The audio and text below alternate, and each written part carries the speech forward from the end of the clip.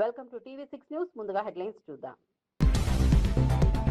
సాయి కృష్ణ కేసుకు చంద్రబాబు కేసును రాజకీయ కులకోణంలో చూడొద్దని వ్యాఖ్య. పవన్ కుటుంబంపై పోస్టులను ఖండించిన వ్యక్తిగత దూషణలు సమాజానికి హానికరమని వ్యాఖ్య. చట్ట ప్రకారం సూచన. కాంగ్రెస్ పాలనపై హరీష్ రావు తీవ్ర విమర్శలు. ఎన్నికల హామీలు అమలు కాలేదని ఆరోపణ. రైతులు నిరుద్యోగులు నిరాశలో ఉన్నారని వ్యాఖ్య. కార్యకర్తలు ప్రజల్లోకి వెళ్లాలని పిలుపు.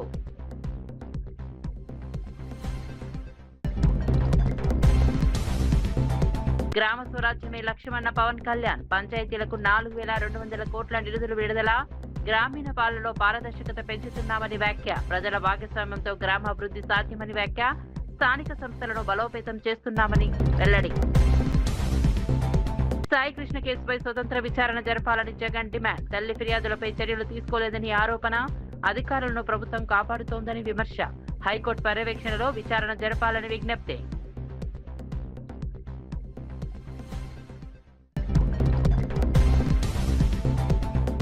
అయోధ్య విరాళాలపై పారదర్శకత కోరిన కేజ్రీవాల్. రామాలయ విరాళాల నిర్వహణపై ప్రశ్నలు. ప్రతి రూపాయి లెక్క ప్రజలకు తెలియాలని డిమాండ్. స్వతంత్ర విచారణకు జరపాలని డిమాండ్. భక్తుల విశ్వాసాన్ని కాపాడాలని సూచన. సాయి కృష్ణ మిస్సింగ్ మరణం కేసును రాజకీయంగా కులపరంగా మలిచే ప్రయత్నాలను ముఖ్యమంత్రి చంద్రబాబు నాయుడు తీవ్రంగా ఖండించారు. ఈ కేసుకు కులముద్ర వేసి డిప్యూటీ సీఎం పవన్ కళ్యాణ్ ను లక్ష్యంగా చేసుకోవడం అత్యంత దురదృష్టకరమని వ్యాఖ్యానించారు. అంతేకాకుండా పవన్ కళ్యాణ్ కుమార్తెపై అసభ్యకర పోస్టులు సోషల్ మీడియాలో పెట్టడం హేయమైన చర్య అని మండిపడ్డారు.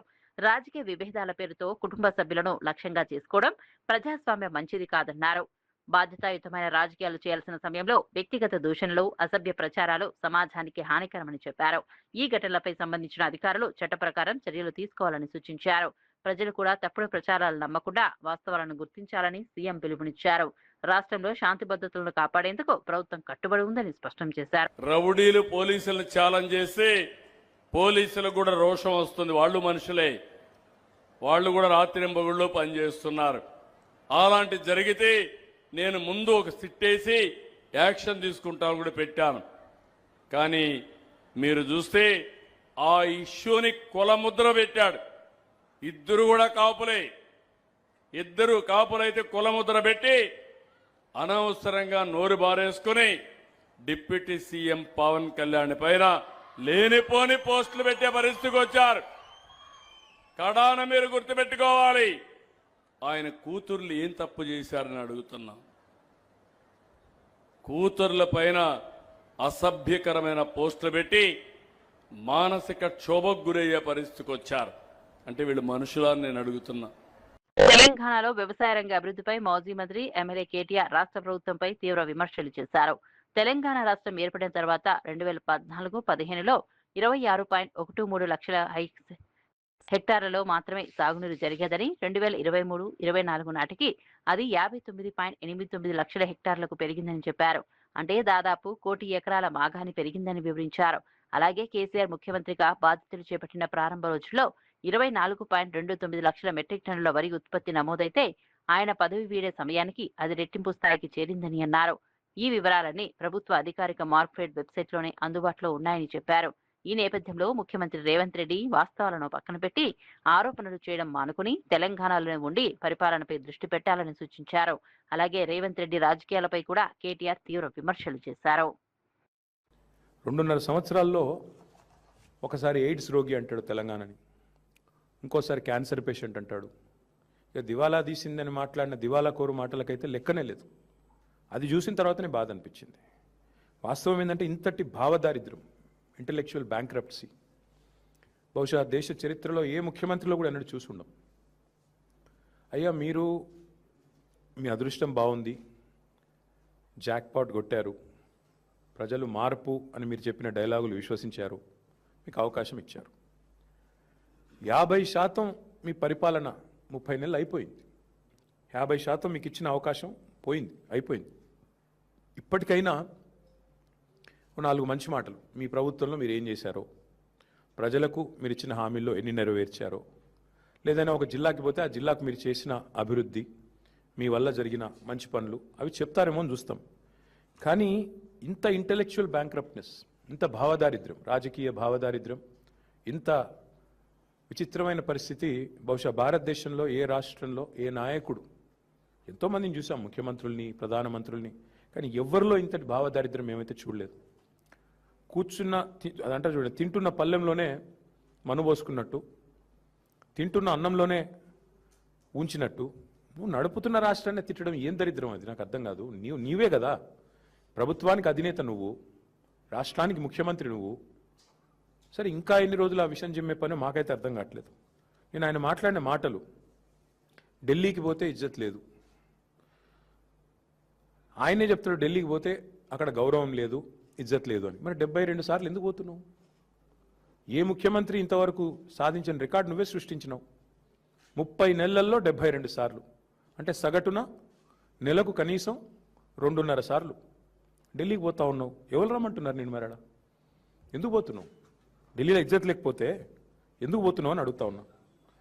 వాస్తవానికి నిన్న తిరుపతి పరిధిలోని మల్లయ్యకొండలో ప్రతిపాదిత ఐరన్ ఓర్ మైనింగ్ వ్యవహారంపై మాజీ మంత్రి పెద్దిరెడ్డి రామచంద్రారెడ్డి కూటమి ప్రభుత్వంపై తీవ్ర విమర్శలు చేశారు. ఇప్పటికే 2022లో కేంద్ర ప్రభుత్వం మైనింగ్ అనుమతులు ఇచ్చినా స్థానిక భక్తుల మనోభావాలు, సెంటిమెంట్ ను గౌరవిస్తూ అప్పటి వైఎస్ఆర్సీపీ ప్రభుత్వం మైనింగ్ ను ముందుకు తీసుకెళ్లలేదని గుర్తు చేశారు. ఇప్పటి కూటమి ప్రభుత్వం ప్రజల అభిప్రాయాలను పక్కన పెట్టి మైనింగ్ కార్యకలాపాలకు ప్రాధాన్యమిస్తోందని ఆరోపించారు. ఆధ్యాత్మిక విశ్వాసాలకు భంగం కలగకుండా ప్రభుత్వం వ్యవహరించాలని సూచించారు. అభివృద్ధి పేరుతో ప్రజల విశ్వాసాలను దెబ్బతీయడం సరైన విధానం కాదన్నారు. మల్లయ్యకొండ ప్రాంత ప్రజలు భక్తుల అభిప్రాయాలను తెలుసుకొని మాత్రమే ప్రభుత్వం నిర్ణయం తీసుకోవాలని డిమాండ్ చేశారు. ఈ అంశంపై రాష్ట్ర ప్రభుత్వం స్పష్టమైన వివరణ ఇవ్వాలని కూడా కోరారు. మరి ఎన్నికల ముందు మన జిల్లాలో, ముఖ్యంగా చిత్తూరు ఉమ్మడి జిల్లాలో ఆ రోజు చాలా పెద్ద ఎత్తున ప్రచారం చేశారు. ద్వారకనాథ్ రెడ్డి శాసనసభ్యుడిగా తంబలపల్లిలో కంటెస్ట్ చేస్తూ ఉన్నాడు. అతను వాళ్ళంతా కూడా మైనింగ్ చేస్తారు బయట రాష్ట్రాల్లో. వాళ్ళు కనుక వస్తే తప్పకుండా ఈ ముక్కంటి కొండలు 3 కొండలు ఉన్నాయి, ఎర్రకొండ, ఇనుక్కొండ, అదేవిధంగా సాధుకొండ, మల్లయ్యకొండ. ఈ 3 కొండలను కూడా వాళ్ళు మైనింగ్ చేసి దోచేసుకుంటారు అని చెప్పి ప్రచారం చేశారు. మేమెప్పుడు కూడా దైవ కార్యాలకు ముందుండి అన్ని రకాల సహకరించే కుటుంబం మాది. అందులో జగన్మోహన్ రెడ్డి గారు వచ్చిన తర్వాతే చాలా దేవాలయాలు ఈ జిల్లాలో జీర్ణోద్ధరణ సంతరించుకున్నాయి. అదేవిధంగా అక్కడ కూడా ఎన్నికల ముందు ప్రచారం చేశారు కాబట్టి మనం ఆ రోజు చెప్పాము మేము మైనింగ్ చేయమని, కానీ నమ్మే పరిస్థితి లేకుండా ప్రచారం చేశారు. మరి మొత్తం మైనింగ్ యాక్టివిటీ అక్కడ ప్రారంభం కావడానికి ఆద్యుడు మన చంద్రబాబు నాయుడు గారు. ఎందుకంటే ఆయనకు దేవుడు అంటే ఎంత భక్తో మీ అందరికీ తెలుసు. బూట్లు వేసుకొని హారతిస్తాడు, బూట్లు వేసుకొని టెంకాయ కొడతాడు. మరి ఆ విధమైన వ్యక్తి ఈరోజు ఇక్కడ మైనింగ్ యాక్టివిటీని అంతా కూడా చేపట్టి దోచేయాలని చెప్పి ఆలోచన చేస్తూ ఉన్నాడు. 2022లో ఎర్రగొండ మైనింగ్కి సంబంధించి కేంద్రం నుంచి అనుమతులు వచ్చాయి ఒక సంస్థకు. వస్తే మేము ఆ రోజు జగన్మోహన్ రెడ్డి గారితో మాట్లాడి, అక్కడ పవిత్రమైన దేవాలయం ఉంది, శ్రీశైలము, శ్రీకాళహస్తి తర్వాత మన ఆంధ్ర రాష్ట్రంలో చాలా ప్రసిద్ధి సంతరించుకున్న దేవాలయం అక్కడ మల్లయ్యకొండ మీద వెలిసి ఉంది. మరి అక్కడ మైనింగ్ చేయకూడదు అని చెప్పి చెప్తే దాన్ని తక్షణమే పక్కన పెట్టి అది మనం తాకనే తాకూడదు, మనకి ఏమవసరం వచ్చింది అని చెప్పి నిలిపేయడం జరిగింది. దాన్ని ఏదో మేమే మొదలు పెట్టాము అని చెప్తారు. వాడకు చెందిన సాయి కృష్ణ మృతిపై సమగ్ర విచారణ జరపాలని వైఎస్ఆర్ కాంగ్రెస్ పార్టీ అధ్యక్షుడు వైఎస్ జగన్ మోహన్ రెడ్డి డిమాండ్ చేశారు.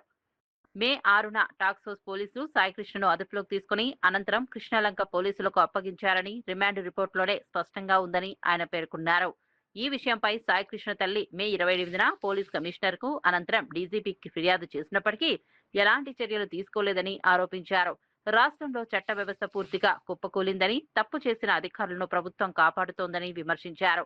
సిఐని సిపి కాపాడుతున్నారని, సిపిని డీజీపీ కాపాడుతున్నారని, చివరకు వారందరినీ ముఖ్యమంత్రి చంద్రబాబు నాయుడు రక్షిస్తున్నారని తీవ్ర ఆరోపణలు చేశారు. ఈ ఘటనపై హైకోర్టు పర్యవేక్షణలో లేదా స్వతంత్ర సంస్థతో విచారణ జరిపించి బాధ్యులపై కఠిన చర్యలు తీసుకోవాలని జగన్ డిమాండ్ చేశారు. వాళ్ళు కృష్ణలంక పోలీస్ స్టేషన్ కి ఈ మనిషిని అప్పగించిన తర్వాత, అంటే సాయికృష్ణని అప్పగించిన తర్వాత అక్నాలెడ్జ్మెంట్ కూడా తీసుకున్నారని కూడా రిమాండ్ రిపోర్ట్లో వాళ్ళు చెప్పారు. మరి టాస్క్ ఫోర్స్ పనిచేసేది పోలీస్ కమిషనర్ కింద కాదా?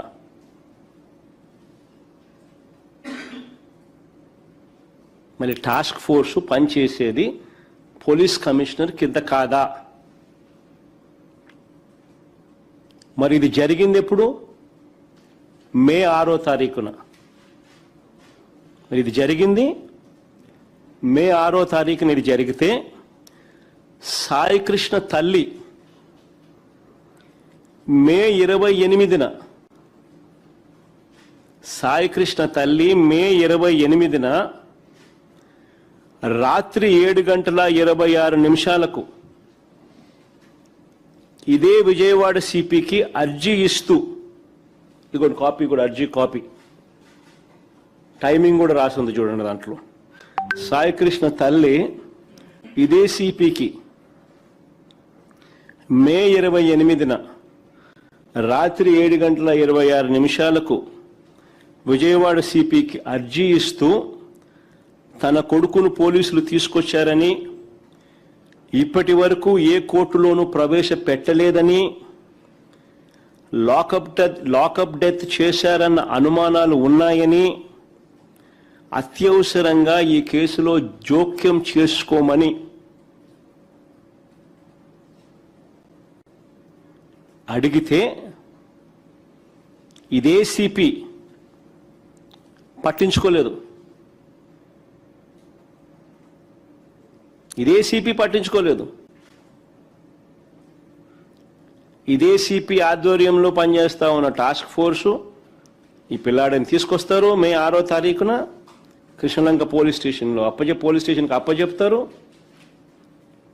అప్పచెప్పిన తర్వాత అక్నాలెడ్జ్మెంట్ కూడా తీసుకుంటారు. టాస్క్ ఫోర్స్ అన్నది సిపి అధీనంలో పనిచేస్తుంది.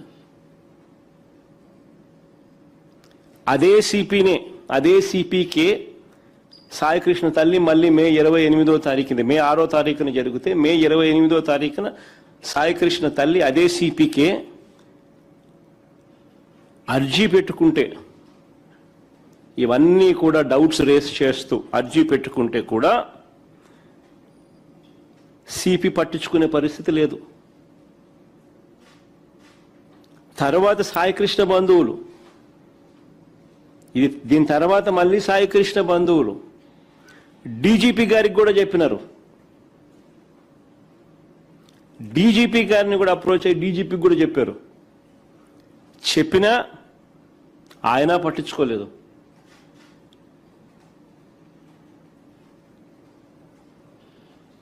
మరి రాష్ట్రంలో వ్యవస్థలు కుప్పకూలిపోయాయి అని చెప్పడానికి ఇవన్నీ నిదర్శనాలు కావా? సిఐని సిపి కాపాడుతాడు, సర్కిల్ ఇన్స్పెక్టర్తో పనిచేయిస్తాడు తనే కాబట్టి సిఐని సిపి కాపాడుతాడు, సిపిని డీజీపీ కాపాడుతాడు, డీజీపీని చంద్రబాబు కాపాడుతాడు.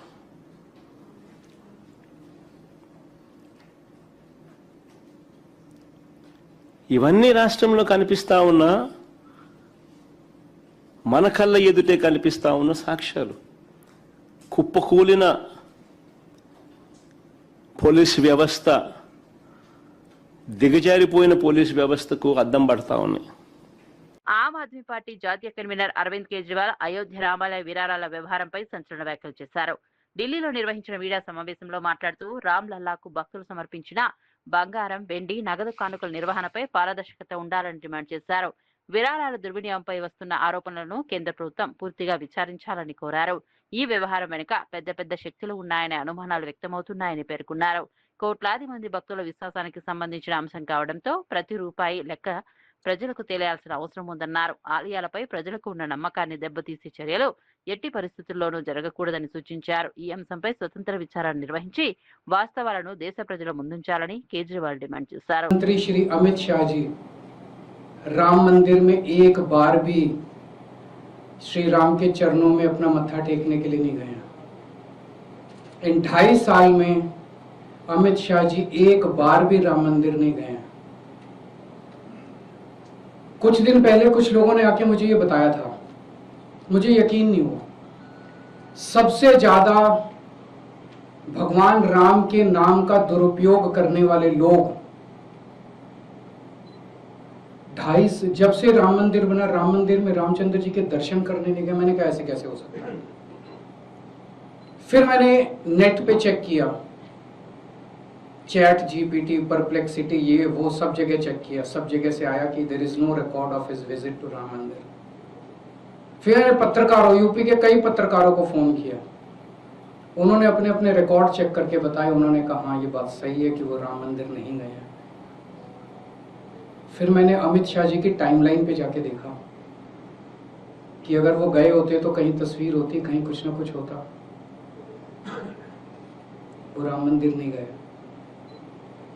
इन 891 दिनों में उन्होंने 42 से ज्यादा बार अपने भाषणों और इंटरव्यू में राम मंदिर का जिक्र किया है। హన్మకొండలో పేదల గుడిసెల కూల్చివేత ఘటనపై లెఫ్ట్ పార్టీలు కాంగ్రెస్ ప్రభుత్వంపై తీవ్ర స్థాయిలో విమర్శలు గుప్పించాయి. బాధితులకు న్యాయం చేయాలని డిమాండ్ చేస్తూ భారీ ఎత్తున ఆందోళన చేపట్టాయి. పేద ప్రజలకు ప్రత్యామ్నాయ నివాసం కల్పించకుండా గుడిసెలను కూల్చివేయడం అమానుషమని నాయకులు మండిపడ్డారు. ప్రభుత్వ చర్యల వల్ల నిరుపేద కుటుంబాలు తీవ్ర ఇబ్బందులు ఎదుర్కొంటున్నాయని ఆవేదన వ్యక్తం చేశారు. నివాస హక్కును పరిరక్షించడం ప్రభుత్వ బాధ్యత అని గుర్తు చేశారు. గుడిసెలు కోల్పోయిన కుటుంబాలకు వెంటనే పునరావాసం కల్పించాలని, నష్టపరిహారం అందించాలని డిమాండ్ చేశారు. ప్రజల సమస్యలను పరిష్కరించాల్సిన ప్రభుత్వం బలవంతపు చర్యలకు పాల్పడడం సరికాదన్నారు. ప్రభుత్వం వెంటనే స్పందించి పేదల పక్షాన నిర్ణయాలు తీసుకోవాలని హెచ్చరించారు. లేదంటే రాష్ట్ర వ్యాప్తంగా ఉద్యమాన్ని మరింత ఉధృతం చేస్తామని లెఫ్ట్ పార్టీలు స్పష్టం చేశాయి.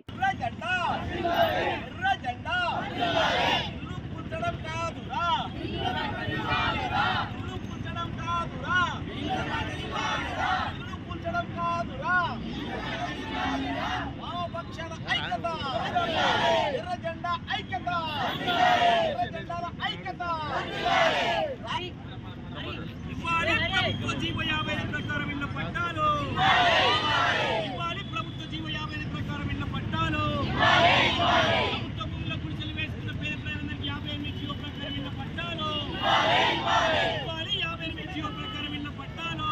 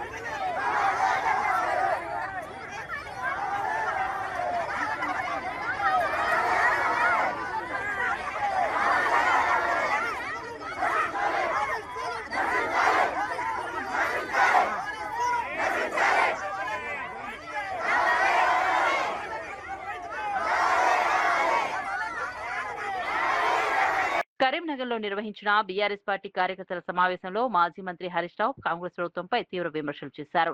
ఎన్నికల సమయంలో ఇచ్చిన హామీలను అమలు చేయడంలో ప్రభుత్వం పూర్తిగా విఫలమైందని ఆరోపించారు. రైతులు, నిరుద్యోగులు, మహిళలు సహా అన్ని వర్గాల ప్రజలు కాంగ్రెస్ పాలనలో నిరాశకు గురయ్యాయని అన్నారు. ముఖ్యమంత్రి రేవంత్ రెడ్డి ప్రజలకు ఇచ్చిన హామీలను మర్చిపోయారని విమర్శించారు. రాష్ట్ర అభివృద్ధి కంటే రాజకీయ విమర్శలకే ప్రభుత్వం ఎక్కువ ప్రాధాన్యమిస్తోందని పేర్కొన్నారు. బీఆర్ఎస్ హయాంలో అమలు చేసిన సంక్షేమ పథకాలతో ప్రజలకు ప్రత్యక్ష ప్రయోజనం కలిగిందని గుర్తు చేశారు. కాంగ్రెస్ ప్రభుత్వం ప్రజల విశ్వాసాన్ని కోల్పోయిందని, రానున్న రోజుల్లో ప్రజలే తగిన గుణపాఠం చెబుతారని హరీష్ రావు వ్యాఖ్యానించారు. కార్యకర్తలు ప్రజల్లోకి వెళ్లి ప్రభుత్వ వైఫల్యాలను వివరించాలని పిలుపునిచ్చారు. మాట్లాడిండో మీరు చూసిందో లేదో, ఏమన్నా అధికారం పర్మనెంటా? ఎన్టీ రామారావు పోయిండు, రాజశేఖర రెడ్డి పోయిండు, ఇందిరాగాంధీ పోయింది, నేను కూడా పోతా. అధికారం నాకు పర్మనెంట్ కాదు అని మాట్లాడిండు.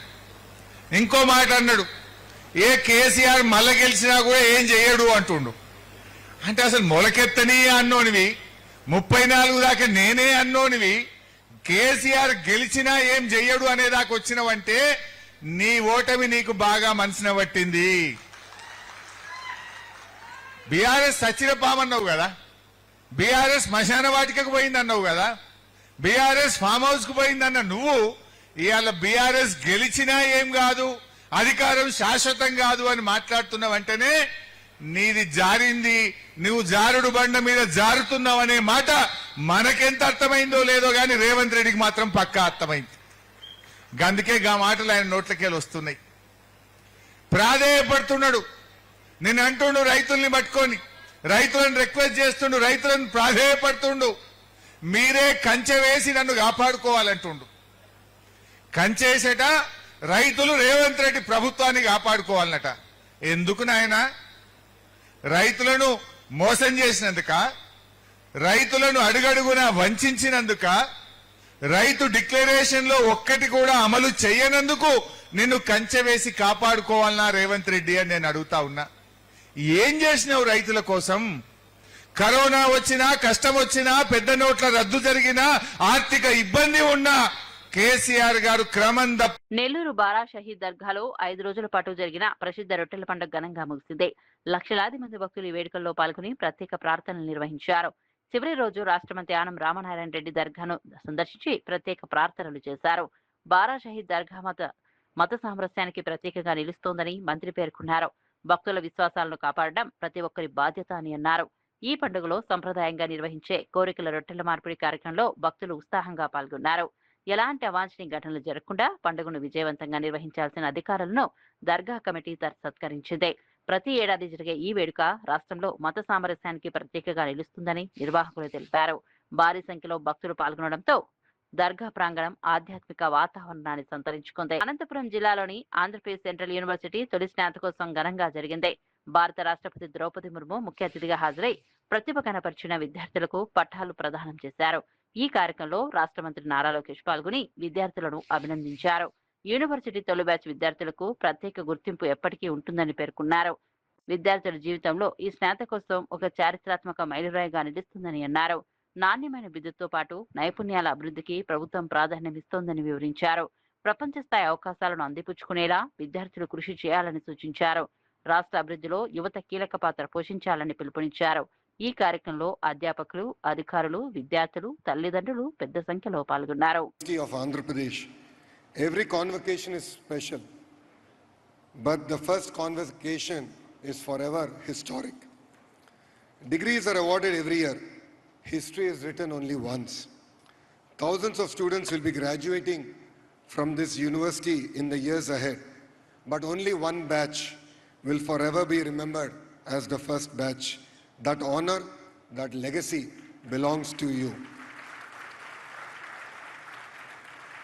And my heartiest congratulations to every graduate and every gold medalist. I can now claim I'm a friend of the gold medalists. The Central University of Andhra Pradesh is more than a campus. It is a promise that every young mind, irrespective of background, deserves an opportunity to dream, learn, and succeed. Today, that promise is standing before us through every graduating student sitting here. My dear students, today we are blessed to have among us Honorable President Srimati Draupadi Murmu ji. Her life is a lesson that no classroom can teach us.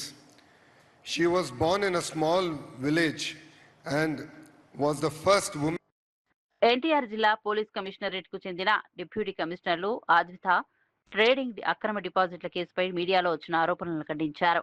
కొందరు senior police అధికారులను లక్ష్యంగా చేసుకుని ప్రచురించిన వార్తలు పూర్తిగా అవాస్తవమని, వాటి వల్ల police శాఖ ప్రతిష్ఠ దెబ్బతింటోందని తెలిపారు. ఈ కేసు దర్యాప్తు బ్యాంకు లావాదేవీలు, ఎలక్ట్రానిక్ ఆధారాలు, ఫోరెన్సిక్ నివేదికలు, బాధితుల వాంగ్మూలాల ఆధారంగా కొనసాగుతోందని స్పష్టం చేశారు. ఎలాంటి ఒత్తిళ్లు లేకుండా చట్ట ప్రకారం విచారణ జరుగుతోందన్నారు. దర్యాప్తు తుది దశకు చేరుకుందని, అవసరమైన అన్ని ఆధారాలు సేకరించిన అనంతరం త్వరలోనే కోర్టులో ఛార్జిషీట్ దాఖలు చేస్తామని వెల్లడించారు. ప్రజలు వదంతులను నమ్మవద్దని, అధికారిక సమాచారం మాత్రమే విశ్వసించాలని విజ్ఞప్తి చేశారు. ఈ కేసులో తప్పు చేసిన వారిపై చట్టపరమైన చర్యలు తప్పకుండా తీసుకుంటామని పోలీసు అధికారులు స్పష్టం చేశారు. ఇప్పుడు మా మొరల్ని దెబ్బతీయడానికి కావచ్చు, ఇది వి ఫెల్ట్ బ్యాడ్. ఊహా చిత్రాలు, ఊహాగానాల వల్ల it will lead to lot of disturbance. ఈ విధంగా అసత్య ప్రచారాలు గాని, అభూత కల్పనలు గాని, వ్యక్తిగత హననాలు గాని చేయడం అనేది చాలా దురదృష్టకరం. ఇది మా ఆత్మస్థైర్యాన్ని ఎట్టి పరిస్థితుల్లో దెబ్బతీయదు. సిపి గారి ఆత్మస్థైర్యాన్ని అంతగానో దెబ్బతీయదు. We will work even more, we will strive. And ఇంకొకటి, ప్రతిదానికి చట్టం అనేది చాలా సుప్రీము. చట్టానికి లోబడే అందరూ పనిచేయాలి. ఏదున్నా సరే, నెగటివ్ ఏదున్నా, మీరేమన్నా ఆరోపణలు ఉన్నా, ఏదన్నా చట్టపరంగా చూసుకోవాలి. కానీ వ్యక్తిగత ప్రతిష్టకు భంగం కలిగించేలా ఉంటే దాని మీద మళ్ళీ చట్టపరమైన చర్యలు ఫేస్ చేయాల్సి ఉంటుంది. ఆంధ్రప్రదేశ్ ఉప ముఖ్యమంత్రి పవన్ కళ్యాణ్ గ్రామ స్వరాజ్యం ప్రజల భాగస్వామ్యంతోనే సాధ్యమవుతుందని అన్నారు. తన ఓఎస్డీ వెంకటకృష్ణ పదవి విరమణ కార్యక్రమంలో పాల్గొన్న ఆయన, కూటమి ప్రభుత్వం గత 2 ఏళ్లలో గ్రామ పంచాయతీలకు 4,200 కోట్లు విడుదల చేసిందని తెలిపారు. గత ప్రభుత్వం పంచాయతీల నిధులను ఇతర అవసరాలకు మళ్లించిందని ఆరోపించారు. ప్రస్తుతం పారదర్శకత విధానాలతో గ్రామీణ పాలనను బలోపేతం చేస్తున్నామని తెలిపారు. 10,000 మందికి పైగా ఉద్యోగులను పారదర్శకంగా పదోన్నతులు కల్పించామని వివరించారు. గ్రామాల అభివృద్ధిలో ప్రజల భాగస్వామ్యం ఎంతో కీలకమని పేర్కొన్నారు. స్థానిక సంస్థలు బలోపేతం అయితేనే గ్రామాలు అభివృద్ధి చెందుతాయని అన్నారు. గ్రామీణ పాలనలో పారదర్శకత, బాధ్యతాయుత పరిపాలనకు ప్రభుత్వం కట్టుబడి ఉందని పవన్ కళ్యాణ్ స్పష్టం చేశారు.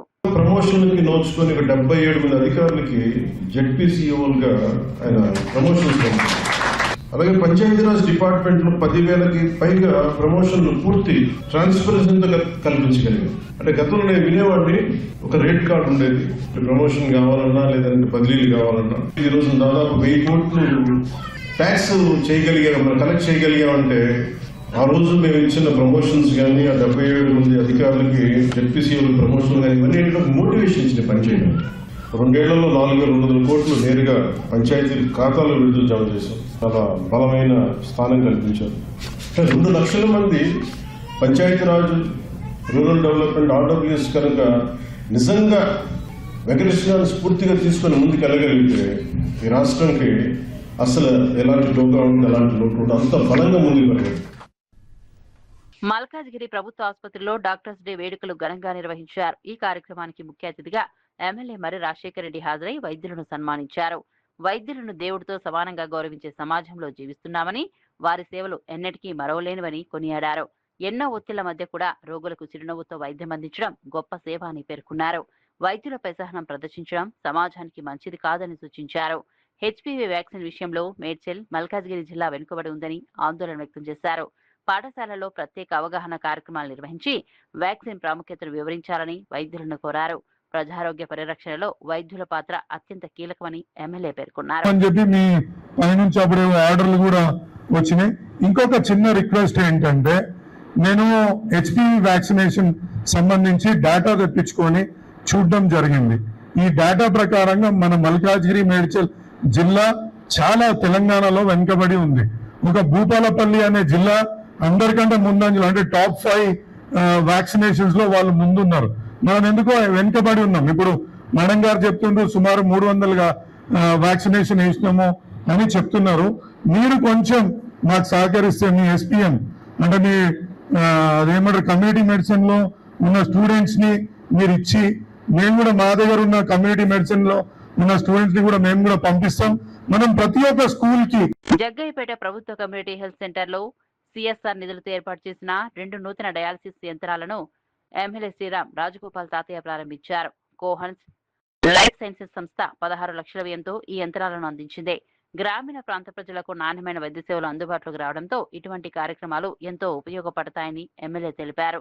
ముఖ్యంగా మూత్రపిండాల వ్యాధులతో బాధపడే రోగులను స్థానికంగానే డయాలసిస్ సేవలు లభించడం వల్ల సమయం, ఖర్చు 2 తగ్గుతాయని చెప్పారు. ఇప్పటికే ఆసుపత్రిలో ఉన్న డయాలసిస్ యూనిట్ కు సంస్థ అందించిన సహకారం అభినందనీయమన్నారు.